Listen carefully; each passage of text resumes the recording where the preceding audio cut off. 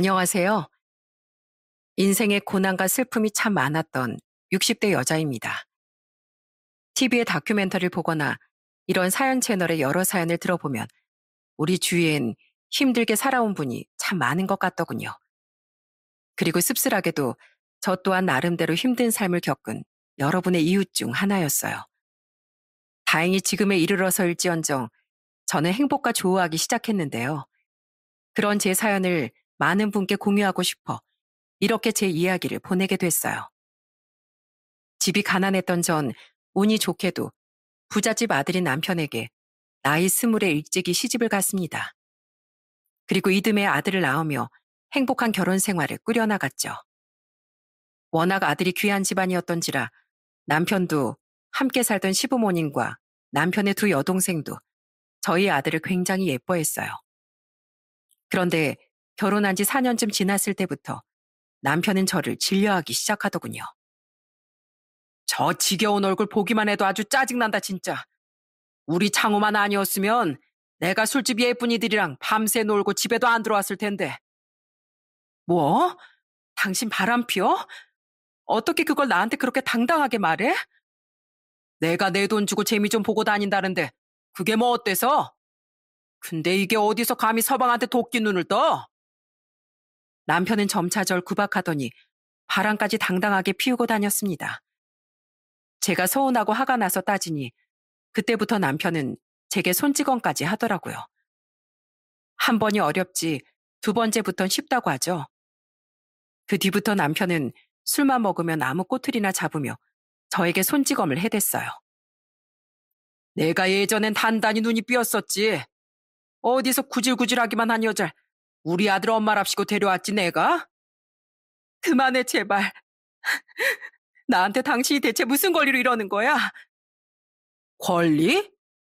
내가 찢어지게 가난한 너 데려다가 아들도 낳게 해주고 삼시세끼 고기 반찬도 먹게 해주고 돈 걱정도 없이 살게 해줬잖아. 게다가 너 내가 네 남동생 고등학교 졸업할 수 있게 친정 생활비까지 도와줬던 것도 기억하지?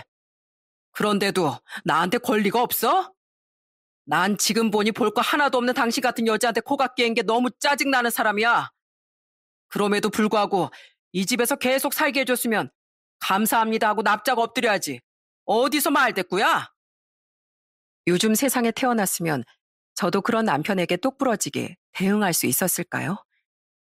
하지만 당시만 해도 여자가 목소리를 높이는 건 쉽지 않았고 무엇보다 정말 남편이 친정을 좀 도와준 건 사실이었기에 저는 바보같이 참고 살았어요. 처음엔 시부모와 시누이들에게 도움을 청했었는데 그들은 그런 절 완전히 벌레대하듯 하더라고요. 우린 너 처음부터 마음에 안 들었다. 우리 집 재력 정도면 귀티 줄줄 흐르는 부잣집 딸들도 충분히 며느리로 들일 수 있었는데 네가 뭐 반가웠겠니? 우리 아들 고집 때문에 너한테 잘해주는 척하긴 했다만 우리 아들이 드디어 제정신이 들었나 보구나. 그래도 우리가 안 내쫓는 걸 다행으로 생각해야지.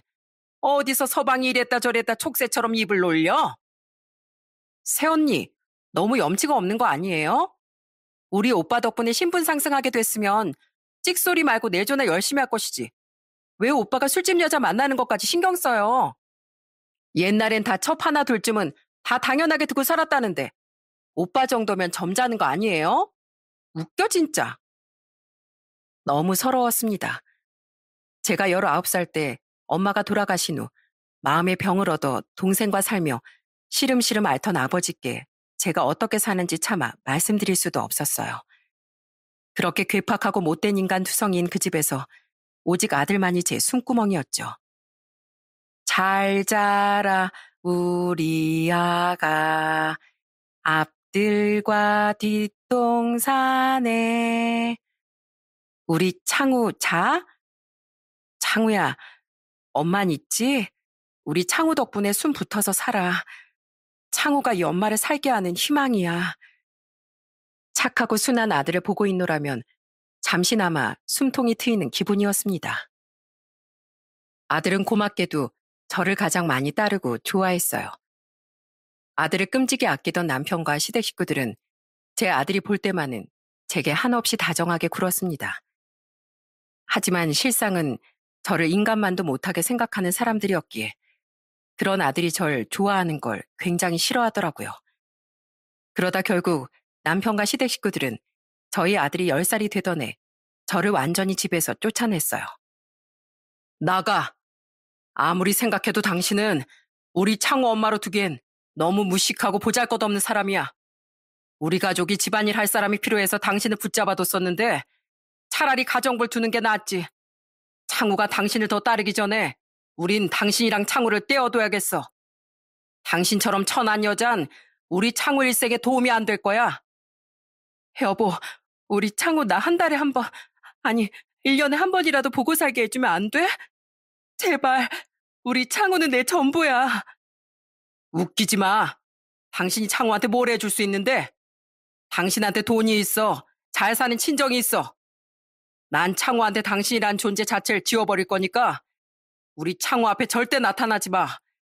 난 우리 창호 태생부터 흠 하나 없는 부잣집 자식으로만 키울 거니까 당신이 괜히 나타나서 우리 창호의 오점이 되지 말라고, 이 거렁뱅이야. 만약 우리 창호 앞에 나타나면 나 두 눈 질끈 감고 창호 확 당신한테 보내버리는 수가 있어. 당신 창호를 당신처럼 가난뱅이로 키울 자신 있어? 있으면 어디 나타나 보던가. 남편과 시댁 식구들은 저에게 2번 다시 아들 볼 생각은 말라는 엄포를 놨습니다. 결국 저는 아들을 그 집에 둔 채 이혼을 하게 됐어요. 이혼이야 제가 그토록 바라던 바였으니 기쁘기까지 하더군요. 그런데 아들을 볼 수 없게 됐다는 사실은 제 가슴을 찢어지게 만들었죠. 하지만 남편 말대로 제겐 남편보다 아들을 잘 키워낼 수 있는 능력이 없었어요. 게다가 아들을 끔찍이 여기는 사람들이었으니 설마 그러진 않겠지만 만에 하나라도 그들이 정말 아들을 저처럼 내쫓을까봐 두렵기도 했습니다. 평생 가난에 시달리며 살았으니 아들은 절대 저처럼 살게 하고 싶지 않았거든요. 그렇게 전 나이 30에 이혼을 하고 혼자가 되었습니다. 전 남편과 시댁 식구들에게 너무 많은 손찌검과 무시, 괴롭힘을 당하며 살았던 제게 남은 건 겨우 낡은 단칸방을 구할 보증금과 피폐해진 마음뿐이었죠. 지금이야 이혼하면 위자료, 재산 분할 등등을 당당히 청구할 수 있는 시대지만 30년 전엔 주부였던 여자가, 그것도 돈도 힘도 없는 여자가 법적으로 싸워보기엔 많이 두렵고 막막했던 때였거든요. 게다가 결혼 후 지방에서 아버지를 모시고 살던 남동생도 형편이 어려운 걸 알았기에 차마 손을 벌릴 수가 없겠더라고요. 이혼 후 저는 이를 악물고 생계를 위해 세상에 뛰어들었어요. 영란 씨, 이혼하고 혼자 산다며? 퇴근하고 집에 가면 쓸쓸하겠어. 어때? 내가 추가 수당 줄 테니까 나랑 저녁에 맥주나 한잔 하고 가. 돈을 벌기 위해 정말 안 해본 일이 없었습니다. 그리고 그 시간 동안 정말 많은 서름을 겪기도 했죠. 파출부로 일하던 시절엔 제가 이혼녀라는 걸 알고 접근하려던 유부남 집주인에게 몹쓸 짓을 당할 뻔도 했어요. 또 그 다음으로 했던 식당 일도 고데기는 마찬가지였죠. 이야, 이모, 여기 죽이는 아줌마가 들어왔네. 이봐, 나 여기 단골인데 앉아서 술 좀 따라봐. 왜 이러세요? 여기 술집 아니에요. 누가 뭐래? 앞으로 자주 볼 테니까 좀 친해지자는 거지. 여기 이모, 새로운 직원이 왜 이렇게 딱딱해? 에이, 기분 나빠. 내가 내 돈 쓰러오면서 이렇게 이상한 취급 받아야 돼? 이러면 나 여기 안 와. 아이고, 김씨, 미안해. 얘가 워낙 성격이 까칠해서 그래. 영란씨, 왜 엄한 손님을 찾고 그래? 누구 장사 망하게 할 일 있어? 또 이렇게 손님한테 예민하게 굴면 확 잘라버릴 거야. 그 외에도 설거지, 우유 배달일, 마트 점원 등 정말 저는 많은 일을 하며 돈을 벌었어요. 그 와중에 부엌과 허드렛 일 또한 단 한 번도 쉬지 않으며 말입니다. 제가 그렇게까지 돈을 벌었던 이유는 딱 하나였어요. 우리 아들 언제 저렇게 컸을까? 그건 바로 저 먹고 살 돈 이외에 아들의 양육비를 벌기 위해서였죠. 법적으로 제가 전 남편에게 아들의 양육비를 보내줘야 했던 건 아니었어요. 하지만 저는 돈을 벌기 시작한 순간부터 다달이 전 남편의 통장으로 양육비를 보냈습니다. 그렇게라도 아들에게 조금이나마 엄마 노릇을 하고 싶었거든요. 전 남편 또한 당연히 제가 양육비를 보내는 걸 알 수 있었지만 굳이 연락을 해오진 않더라고요. 또한 저는 전 남편 때문에 비록 앞에 나설 수는 없었지만 가끔이나마 먼 발치에서 아들을 보고 오곤 했어요. 아버지, 어머니, 왜 집 앞에 나와 계세요? 아이고, 우리 창우, 오늘도 학교 공부 열심히 했어? 창우 너 기다리고 있었지. 아버지랑 이 새어머니랑 같이 오늘은 맛있는 외식하러 가자. 제가 아들을 지켜보러 가는 곳은 주로 전 남편의 집이나 아들의 학교 앞이었습니다. 전 남편은 저와 이혼하고 몇 달 뒤에 굉장히 부잣집 딸처럼 보이는 여자와 재혼을 한 모양이더군요. 혹시 그 여자가 아들을 구박하는 건 아닐까 싶었는데 다행히 아들과 그 여자는 사이가 좋아 보이더라고요. 아들이 그 여자를 향해 어머니 하며 웃는데 심장이 미어졌습니다. 물론 다행이긴 하지만 아들은 나 없이도 행복하게 잘 살고 있구나. 아들에겐 벌써 다른 엄마가 생겼구나 싶어서 말이죠. 아들은 보고 싶었지만 차마 그 모습은 보기가 힘들더군요. 때문에 이후로 전 가끔씩 아들의 학교 앞으로만 찾아가 몰래 아들을 보고 오곤 했어요. 어릴 적부터 그렇게 똘똘하더니 저런 명문대 합격했구나. 엄마 네가 너무 자랑스러워. 축하해 우리 아들. 저는 아들의 고등학교 정문에 걸린 현수막을 보고 아들이 명문대 합격했다는 사실도 알게 됐습니다. 너무 기특하고 기쁜 마음에 저는 현수막을 보고 마치 아들에게 말하듯 축하 인사를 중얼거리기도 했죠. 이후 저는 전 남편의 통장으로 아들의 첫 등록금을 보냈어요. 이체 메모에 창후 첫 등록금이라는 말을 적어서요. 그러자 얼마 뒤 처음으로 전 남편에게 연락이 왔더라고요. 전 남편은 자신의 번호도 아닌 공중전화로 제게 연락한 거라고 말했죠. 내 연락처 어떻게 알았어? 수소문에서 알아봤어. 그게 문제가 아니라 당신 창우대학 합격한 건 어떻게 알았어? 고등학교 정문에 현수막이 걸려있길래 그거 우리 창우 맞잖아. 그치? 내가 창우 앞에 나타나지 말라니까 음흉하게 뒤에서 우리 창우를 훔쳐보고 살았어? 내가 그동안은 당신한테 굳이 연락하고 싶지 않아서 당신이 돈 보내는 거 놔뒀었거든? 근데 더 이상은 안 되겠어. 앞으로 절대 돈 보내지 마. 보낸 등록금도 다시 돌려줄게. 돌려준다고? 그러지 마. 우리 아들 첫 등록금만은 내가 꼭 내주고 싶었단 말이야. 혹시 당신 재혼한 지금 처가 싫대? 그래서 그래? 저는 무슨 그 여자랑은 이미 재혼한 지 1년 만에 갈라섰어. 부잣집 딸이라 그런지 순종적이지도 않고 얼른 자기 애 만들어서 창우 견제하려는 눈치길래 쫓아내버렸지. 그 뒤로 우리 창우 위해서 나 여자들 데리고 놀지언정 재혼은 생각도 안 했어. 그만큼 나한테 창우가 가장 중요하니까. 창우 명문대 간 거 맞고 나 우리 아들 이렇게 잘 키웠어. 그리고 당신도 알다시피 난 당신이 주는 그딴 푼돈들 아니어도 창우 충분히 뒷바라지 해줄 수 있어. 그러니까 앞으로 돈 핑계로 구질구질하게 창우랑 엮여보려는 생각 추워도 하지 마. 아직도 모르겠어?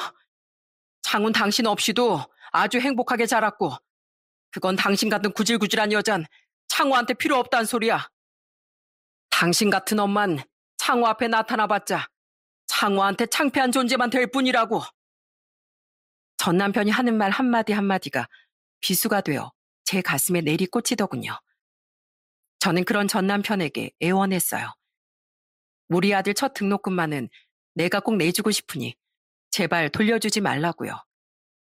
결국 전 남편은 등록금을 돌려주지 않는 것엔 동의했지만 이후 제가 돈을 보내지 못하게 제가 유일하게 알고 있던 그 계좌를 아예 없애버렸더라고요.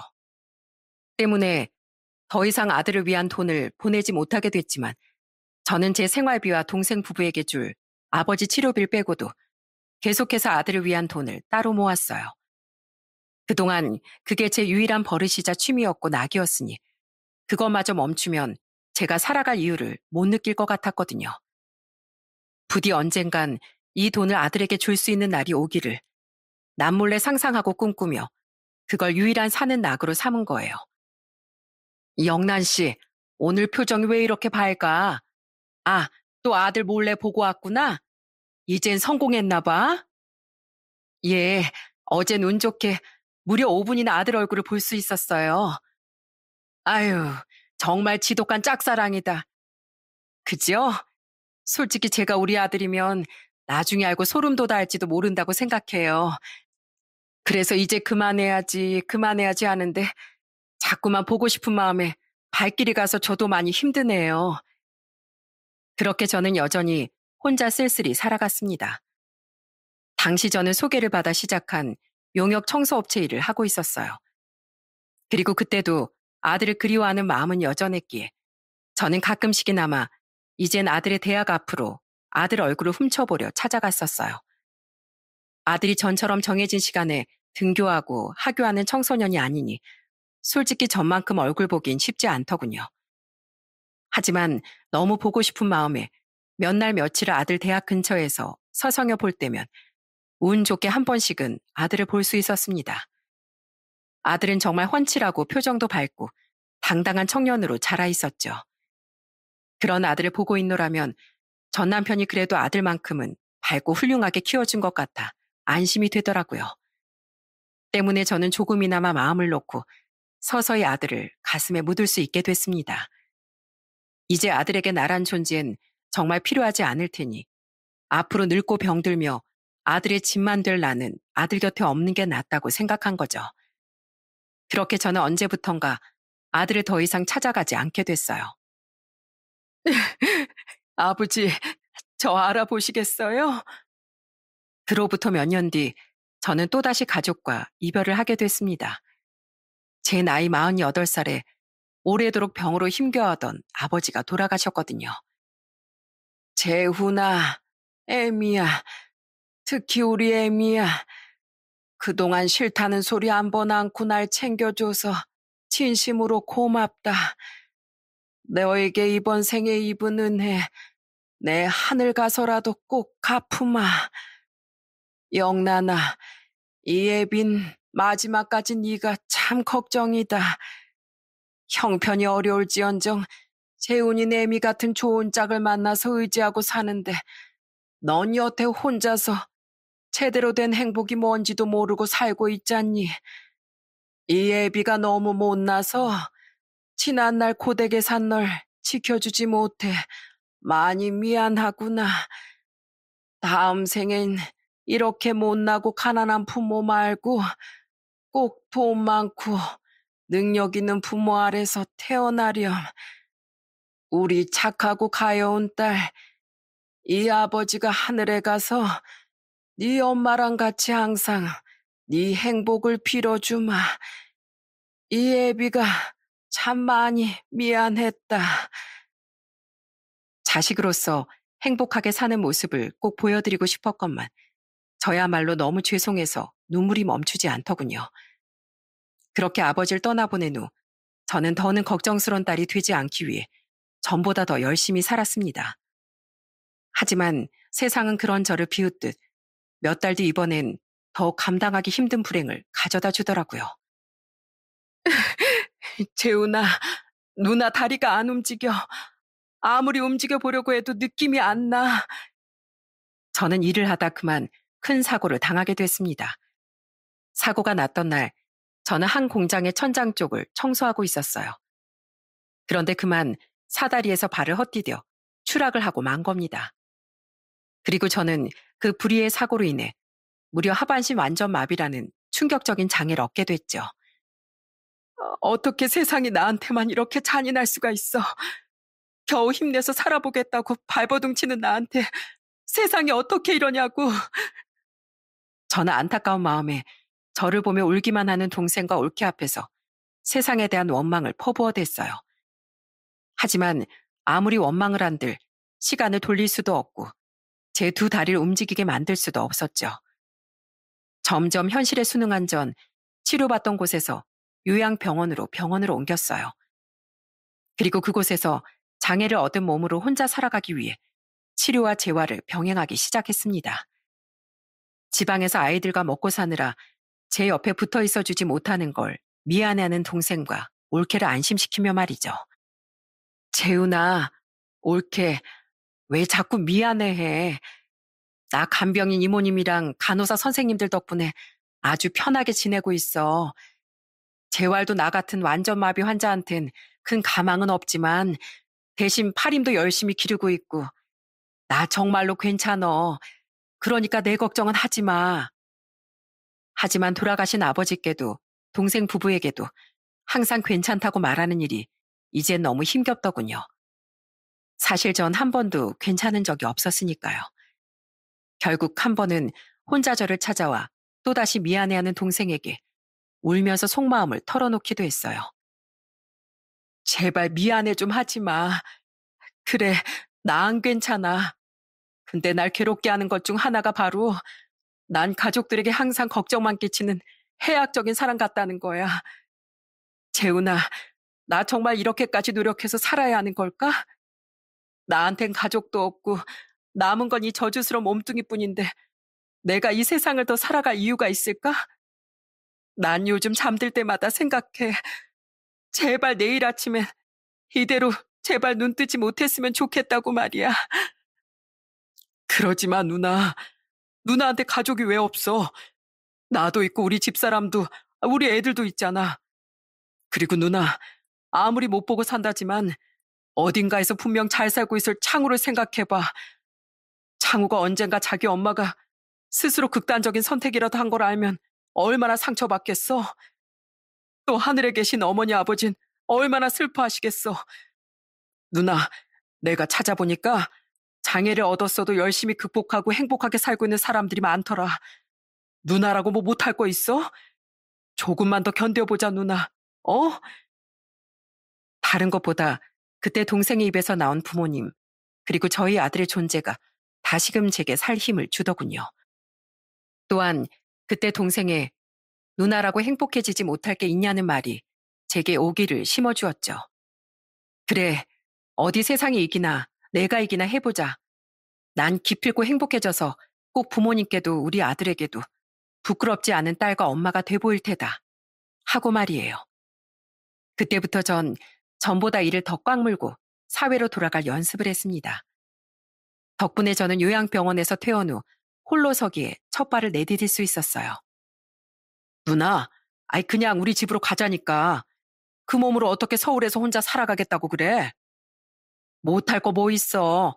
내가 알아보니까 이런 몸으로도 혼자 잘 살아가는 사람들 꽤 수두룩하더라.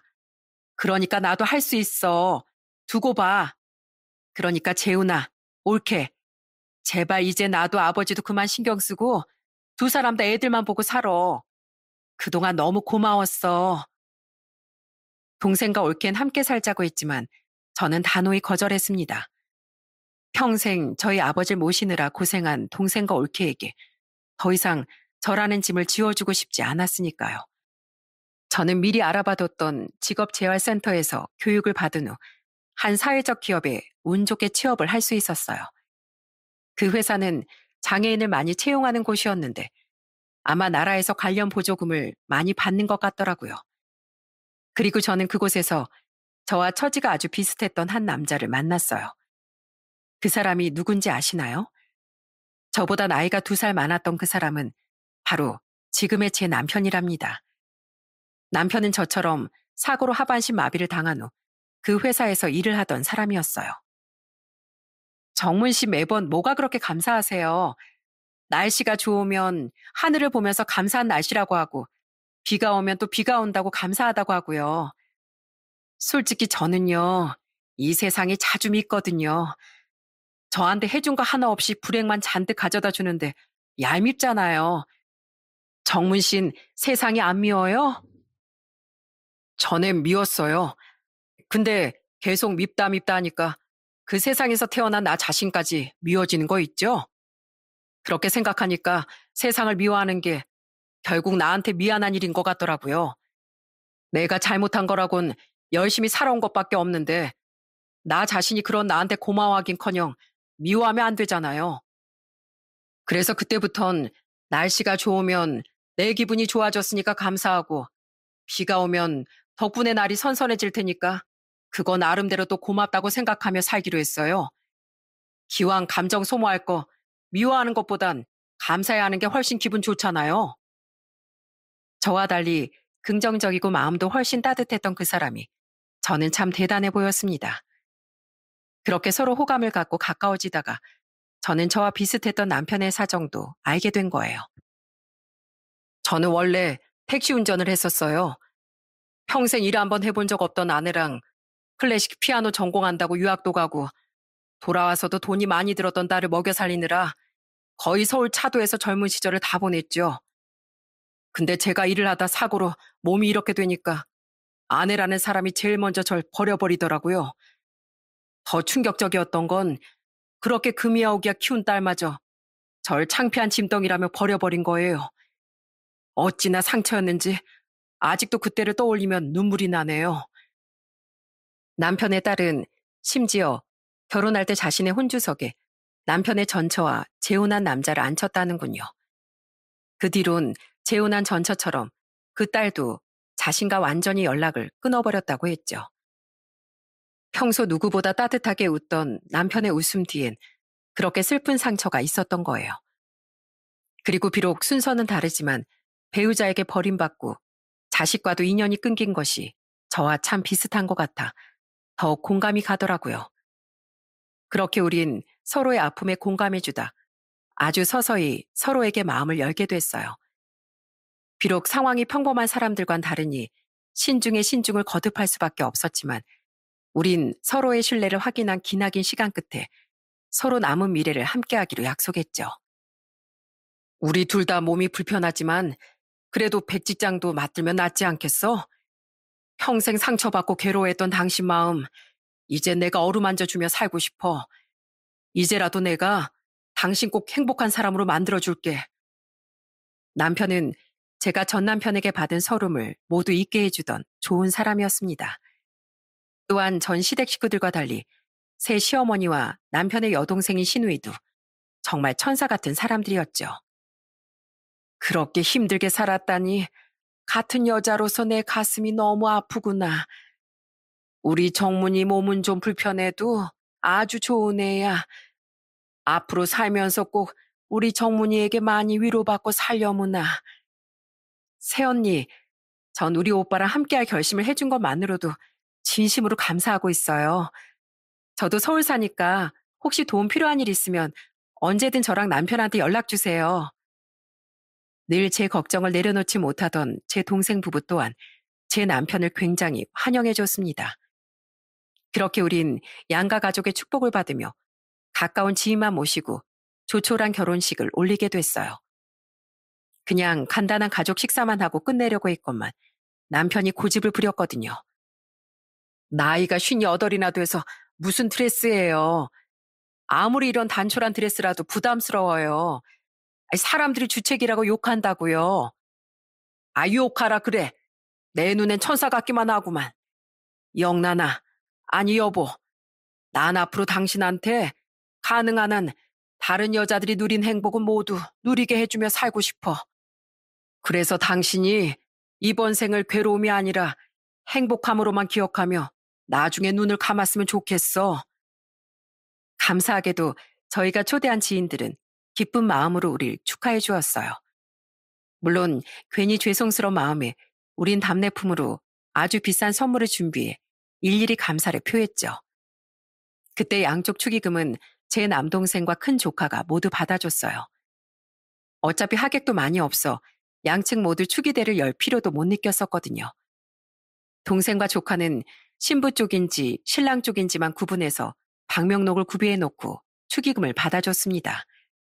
그런데 무사히 결혼식이 끝나고 하객들이 모두 돌아간 후 동생이 당황한 표정으로 제게 이상한 말을 하더라고요. 누나, 이것 좀 봐. 어떤 하객분이 축의금을 수표로 1억이나 주고 갔어. 뭐? 1억? 누군데? 몰라. 우리 애들보다 나이가 좀 있어 보이는 젊은 남잔데 방명록에도 봉투에도 이름도 안 적고 그냥 누나 쪽 축의금이라고만 말하더라고. 그래서 액수저 그러고 돈을 꺼내봤더니 무려 1억이 들어있었던 거야. 여기 작게 접힌 쪽지도 같이 들어있었거든? 열어볼까 하다가 아무래도 누나보다 먼저 열어보는 건 예의가 아닌 것 같아서 안 열어봤어. 얼른 봐봐. 동생은 아주 황당무계한 말을 하며 제게 한 축의금 봉투를 건넸습니다. 저는 어리둥절해하며 그 봉투를 열어봤어요. 놀랍게도 그 봉투엔 정말 1억이라는 돈이 들어있더군요. 하지만 그보다 더 놀랍고 경악스러웠던 건 그 봉투 안에 접힌 채 들어있던 쪽지의 내용이었죠. 쪽지를 읽어본 전 옆에서 함께 쪽지를 읽은 동생과 남편과 함께 입을 틀어막고 말았어요. 너무 늦었지만 이제라도 은혜를 갚으려고 찾아왔어요. 멀찍이서나마 보니 행복해 보이셔서 다행이네요. 저 없이도 다행히 잘 지내신 것 같아요. 차마 오늘같이 좋은 날 제가 나타나면 분위기를 망칠까봐 이렇게 은혜에 대한 보답을 빙자한 축의금과 쪽지만 남기고 갑니다. 만약 오늘 재혼한 분과의 미래에 제가 방해된다면 연락하지 않으셔도 괜찮아요. 하지만 저를 조금이라도 여전히 그리워하신다면 꼭 연락 주세요. 드릴 말씀이 있어요. 오래도록 정말 보고 싶었어요, 엄마. 아들 창우 드림. 그 쪽지를 몇 번이나 다시 읽어보는 동안 제 눈에선 쉴 새 없이 눈물이 흘러내렸습니다. 아무리 봐도 쪽지 마지막에 한 휴대폰 번호와 함께 적혀있던 이름은 제 아들 창우였죠. 그 축의금과 쪽지를 남기고 사라진 남자는 바로 제 아들이었던 거예요. 어차피 결혼식도 대강의 정리까지 다 끝냈겠다. 저는 정신없이 그 번호로 전화를 걸었어요. 여보세요? 창우니? 창우야, 엄마야. 너 정말 창우 맞아?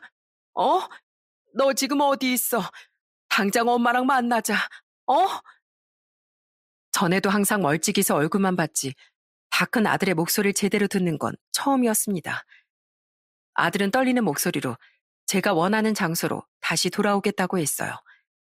그렇게 저는 시댁 식구들과 동생 부부를 돌려보내고 남편과 함께 아들과 만나기로 한 카페로 달려갔죠. 그리고 그곳엔 마지막으로 봤을 때보다 나이 들어 보였지만 여전히 어린 시절의 얼굴이 남아있던 제 아들 창우가 정말로 저를 맞아주더라고요. 창우야! 저는 아들을 보자마자 달려가 와락 아들을 끌어안았습니다. 그러자 잠시 멈칫했던 아들 또한 이내 저를 꼭 끌어안고 흐느끼더라고요. 엄마, 보고 싶었어요, 엄마. 엄마도 아주 많이 보고 싶었다. 너 어떻게 엄마를 찾아왔어? 어? 네 아빠가 뭐라고 안 했어? 엄마 연락처는 어떻게 알았어? 하나씩요, 엄마. 우선 앉으세요. 남편과 아들은 어색하게 서로 인사를 했어요. 아들은 우리를 위해 커피를 사서 직접 가져다 주더군요. 그 커피로 목을 죽여 겨우 흥분을 달랜 전 그때부터 아들이 절 찾아오게 된 사연을 듣게 됐어요. 우선 2달 전에 아버지가 암투병 끝에 돌아가셨어요, 엄마. 네 아버지가? 아유, 그랬구나. 아들의 입에서 처음 흘러나온 말은 전 남편의 좋지 않은 소식이었어요. 솔직히 제 가슴엔 아직도 전 남편에 대한 원망이 많았기에 굳이 슬프진 않더군요. 저 평생 살면서 아버지 참 좋아했었어요. 저한텐 둘도 없이 다정하고 헌신적이었던 분이었으니까요. 게다가 저 아버지 말만 듣고 엄마를 아주 많이 원망하면서 살았어요. 날 원망했다고? 네, 아시죠? 제가 원래 엄마를 제일 좋아했던 거요. 근데 그런 엄마가 10살 때 저에게 아무런 인사도 없이 갑자기 집을 나가버렸잖아요. 그때 엉엉 울면서 엄마를 얼마나 찾았는지 몰라요. 그때 아버지랑 할아버지 할머니가 저한테 그러시더라고요. 엄만 바람나서 아버지도 저도 버리고 나간 거라고요. 그러면서 불쌍한 내 아들, 불쌍한 내 손주 하면서 저를 달래주는데 전 그게 정말인 줄 알았었어요. 내가 바람이 나서 집을 나갔다고 했단 말이야? 네, 처음엔 너무 슬펐는데 몇 달 뒤에 제 새어머니라는 분이 와서 저한테 무척 잘해주더라고요. 솔직히 어머니 소리가 잘 안 나왔지만 어머니한테 배신당한 아버지가 불쌍했어요. 그러니까 아들인 저라도 아버지 속을 썩이면 안 되겠다 싶어서 새어머니한테 상냥하고 깍듯하게 굴었죠. 근데 언제부턴가 그 새어머니가 제게 좀 쌀쌀맞게 구는 것 같더니 어느 날 아버지가 새어머니를 그냥 쫓아내더라고요. 어차피 전 진짜 그분을 제 어머니라고 생각한 건 아니라 상관없었지만은요. 사실 전 엄마가 아무리 절 버리고 갔다고 해도 꼭 언젠간 다시 절 찾아올 거라고 굳게 믿고 있었거든요. 아버지랑 할아버지 할머니한텐 비밀이었지만요. 기가 막히게도 전 남편과 시댁 인간들은 저를 쫓아낸 건 자신들이면서 아들에게 저를 모함했었다고 합니다. 그리고 그럼에도 불구하고 아들은 저를 잊지 못하고 기다렸다고 해요. 다만 가족들이 걱정할까봐 항상 저를 다 잊은 척하며 밝은 모습을 보였다고 했죠. 하지만 끝내 제가 나타나지 않자 저에 대한 아들의 마음은 원망으로 바뀌었다더군요. 저도 사춘기가 오고 나니까 남녀 관계가 뭔지 정도는 알게 되잖아요. 그때부터 어떻게 남자한테 정신이 나가서 가족도 아들도 버릴 수 있는지 엄마가 너무 원망스럽더라고요. 맨날 너만이 내 전부다. 우리 아들 없으면 이 엄마 못 산다라고 했던 그 모든 말들이 거짓말이라고 생각하니 너무 화가 났어요. 그래서 그때부턴 꼭 엄마 보란 듯이 더 성공하고 잘 살겠다고 다짐했어요.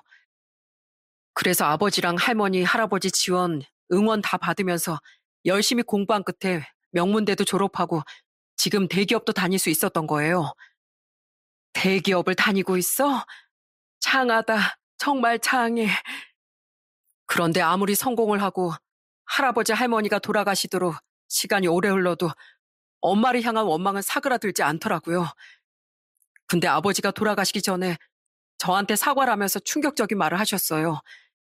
사실 엄마에 대한 말은 모두 거짓말이었고 엄만 저를 버린 적이 한 번도 없었다고요. 암투병을 하며 전 남편은 갑자기 교회를 나가기 시작했다더군요. 생의 끝이 보이기 시작하니 전 남편은 그제야 살면서 지은 죄를 회개하고 싶었나 보더라고요. 영문을 몰랐던 아들은 그 모습을 보며 가슴만 아파했다고 했어요. 그런데 전 남편이 세상을 떠나기 거의 바로 전 털어놓은 진실에 아들은 경악을 하고 말았던 거예요. 그때 아버지가 다 말해주셨어요. 자신과 할머니, 할아버지, 고모들이 엄마한테 어떻게 했었는지요. 그거 아세요? 큰 고모는 지금 사기로 교도소에 들어가 있고 작은 고모는 이혼하고 재혼한 새 고모부한테 맞으면서 살고 있는 거예요. 아무것도 모를 땐 어릴 적 제게 잘해줬던 고모들이 왜 이렇게 살게 됐나 안타까웠는데 알고 보니까 다 엄마에게 지은 죄를 그렇게 돌려받고 있던 거였어요. 그거 말고도 절 완전히 잊고 산다고 생각했던 엄마가 사실은 항상 멀리서 절 지켜보셨고 다달이 양육비에 제 첫 대학 등록금도 내주셨다는 것도 다 들었어요. 결국 마지막엔 아버지가 그런 엄마를 잘라버리셔서 인연이 완전히 끊겼다는 것까지 전부 다요. 그래서 저 아버지 돌아가시고 난 뒤에 수소문해서 엄마를 찾았던 거예요. 그럼 더 일찍 엄마를 찾아오지. 왜 2달이나 뒤에 왔어? 무서웠어요. 제가 대학 다닐 때까진 절 그리워하셨다지만 나중에 생각하니 저희 가족 때문에 저까지 결국 미워하게 되셨을까 봐요.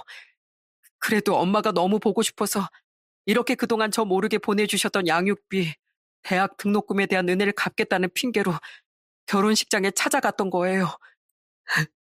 엄마, 그동안 저 안 미우셨어요? 엄마가 그렇게 고통받을 동안 아무것도 모르고 엄마를 원망했던 제가요. 전 사실이요. 엄마를 원망했지만 그만큼 엄마를 많이 그리워했어요. 전 살면서 단 한 번도 엄마를 잊어본 적이 없어요. 그래서 엄마가 저 버린 게 아니라는 걸 알았을 때 너무 슬프면서도 한편으론 다행이라고 생각했어요. 전 남편은 진심인지 모르겠지만 하늘로 갈 때가 되니 저에 대한 미안함이 몰려와 너무 괴로웠다는 말을 남겼다더군요. 덤덤히 말하려 한 것 같지만 아들은 결국 눈물을 터뜨렸습니다. 부모를 미워하는 자식의 삶이 얼마나 고통스러웠겠어요. 저는 그것도 모르고 아들의 겉모습만 보고 아들이 마냥 행복하게 살았다고 착각한 겁니다. 아들의 힘들었던 시간에 옆에 있어주지 못한 것이 미안해. 저는 그런 아들의 손을 잡고 펑펑 울었습니다. 네가 왜 미워? 창우야, 이 엄마도 살면서 단 한 번도 널 잊어본 적이 없다. 몸이 이렇게 됐을 때도 난 널 생각하면서 끊고 싶은 목숨을 부지했어. 다만 몰래나마 더 이상 널 보러 가지 않은 건 이젠 네가 정말 잘 컸으니 만나도 너에게 집 만들 난 네 눈에 띄지 않는 게 낫겠다고 생각해서 그랬던 거다. 그런데 내 생각이 틀렸었구나. 너에게 정말 필요했던 건 엄마라는 존재 그 자체였는데 엄마가 그걸 몰랐어. 엄마가 정말 미안하다. 아니에요, 엄마. 근데 다리는 왜 이렇게 되신 거예요? 제가 곁에 없던 사이에 대체 얼마나 힘든 시간을 겪고 오신 거예요? 사실 아까 결혼식장에서 휠체어를 타고 있던 엄마를 봤을 때부터 가슴이 찢어질 듯이 아팠어요. 저와 아들은 서로의 손을 잡고 흐느끼며 그동안 살아온 이야기를 나누었습니다. 아들은 힘들게 살았던 제 이야기를 대강이나마 듣고 괴로운 표정을 감추지 못했죠. 그런 표정 지을 거 없어. 아까 봤다고 했지? 엄마 행복한 표정. 엄만 지금 이 사람을 만나고 나서 비로소 행복을 다시 되찾게 됐어. 우리 둘 다 비록 휠체어 없인 살 수 없는 몸이지만 그래도 우린 누구보다 서로에게 든든한 존재란다. 그랬구나. 저 아저씨, 아들인 저 대신 저희 엄마 위로해주고 옆에 계셔주셔서 진심으로 감사드려요. 사실 아까부터 제대로 인사드리고 싶었는데 늦었지만 이렇게라도 감사 인사 드릴게요. 저희 엄마 앞으로도 잘 부탁드려요. 그리고 혹시 아저씨가 불편하시지 않다면 저 앞으로 엄마 찾아뵈면서 살아도 될까요? 전 이제 정말 엄마랑 생이별한 채 살고 싶지 않아요. 당연하지. 나보다 네 엄마한텐 항상 네가 우선일 게다. 난 실패한 부모가 됐는데 너랑 네 엄마의 모습을 보니 내일처럼 감격스럽고 눈물이 나는구나. 아들은 고개 숙여 남편에게 고맙다는 말과 함께 부탁을 하더군요. 남편은 그런 아들의 등을 두드리며 옷소매로 눈가의 눈물을 훔쳤죠. 그리고 그날 전 더욱 놀라운 이야기를 하나 더 들었어요. 저 엄마, 저 사실 결혼을 약속한 여자친구가 있어요. 그리고 사실 엄마 만나면 부탁드리고 싶은 것도 하나 있었고요. 그게 뭔데? 엄마, 제 결혼식 날 제 혼주석에 앉아주세요. 부탁드려요. 이 말 하고 싶어서 집에서부터 정말 수십 번도 넘게 연습했었어요. 곧 결혼을 앞뒀다던 아들은 제게 결혼식장 혼주석에 앉아달라고 부탁하더라고요. 평생 상상만 해봤던 그 일을 아들이 부탁하자 저는 결국 멈췄던 눈물을 다시 쏟아낼 수밖에 없었죠. 내가 그래도 되겠니? 평생 네 옆을 지켜주지도 못한 내가 그럴 자격이 있겠어? 게다가 난 다리도 이래서 네가 창피할 게다. 엄만 제 엄만데 당연히 자격이 있으시죠. 비록 몸은 제 옆에 없었지만 마음은 항상 저랑 함께 해주셨잖아요. 그리고 엄마 다리가 왜요? 전 엄마가 다리가 불편하셔도 그 어디가 불편하셔도 상관없어요. 누가 뭐래도 엄만 제가 평생 그리워하고 사랑해온 제 엄마니까요. 그리고 엄마, 그동안 엄마 곁을 못 지켜드린 시간만큼 이젠 제가 엄마를 지켜드릴게요. 그렇게 말하며 제 다리를 쓰다듬어주는 아들을 보니 마음이 뭉클했습니다. 그 어렸던 애가 언제 이렇게 듬직한 남자가 됐나 싶어서 말이죠.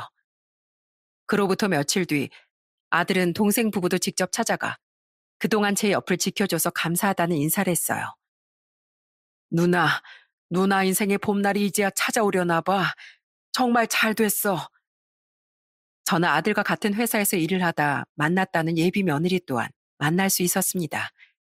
똑똑한 아가씨가 얼마나 착하고 참하던지요.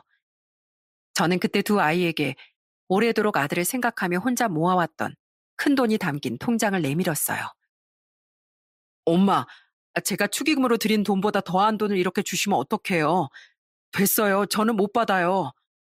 받아도 이 엄마가 너만 생각하면서 안 먹고 안 입으면서 모은 돈이야.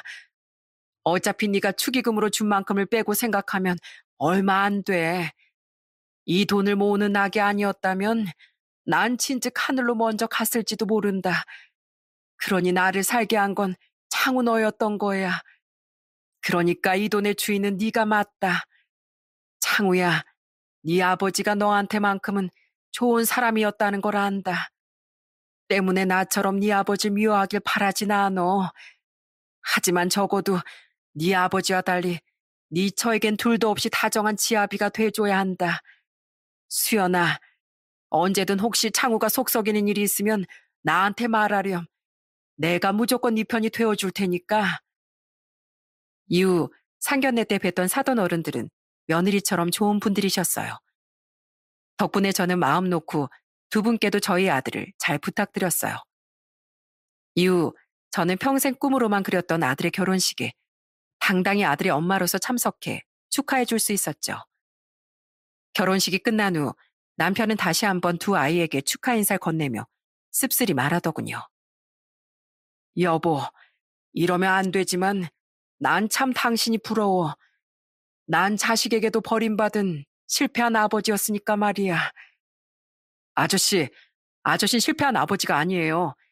저랑 제 아내는 우리도 한 사람의 자식으로서 아버지로서 최선을 다해 살아온 아저씨를 진심으로 존경해요.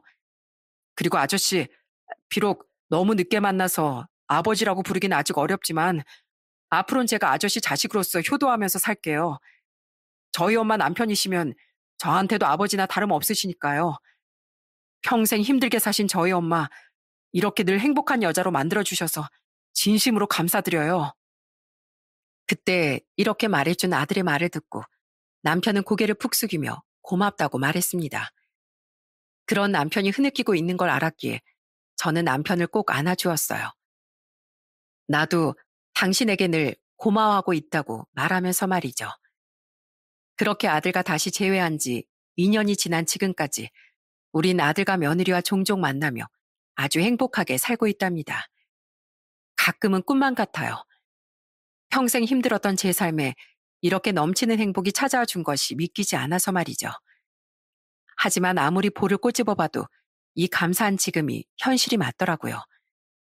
때문에 지금 전 매 순간 지금 이 순간에 감사하면서 하루하루를 살고 있습니다. 저는 평생 전 남편을 원망하며 살았지만 그래도 딱 하나, 아들을 이렇게 잘 키워준 것만은 고맙게 생각하고 있어요. 그러니 더 이상 제 인생을 망친 인간이라는 원망을 전 남편에게 품고 살진 않으려고 해요. 그저 저는 제 인생 마지막 장에 선물처럼 찾아와준 지금의 남편과 새 시댁 식구들, 그리고 아들과 며느리를 사랑하며 행복해지는 데만 집중하면서 살아갈 겁니다. 사는 동안 충분히 많이 원망도 하고 슬퍼도 해봤으니 이제 남은 생은 행복으로만 가득 채우고 싶거든요. 지금 혹시 과거의 저처럼 켜켜이 쌓여가는 인생의 괴로움에 짓눌리고 있는 분이 계신가요? 그런 분들께 이제야 비로소 웃으며 살고 있는 제 사연이 한 줄기 희망이 되었으면 좋겠습니다. 세상엔 낮과 밤이 있고 여름과 겨울이 있듯 인생에 꼭 불행만이 가득하진 않더라고요.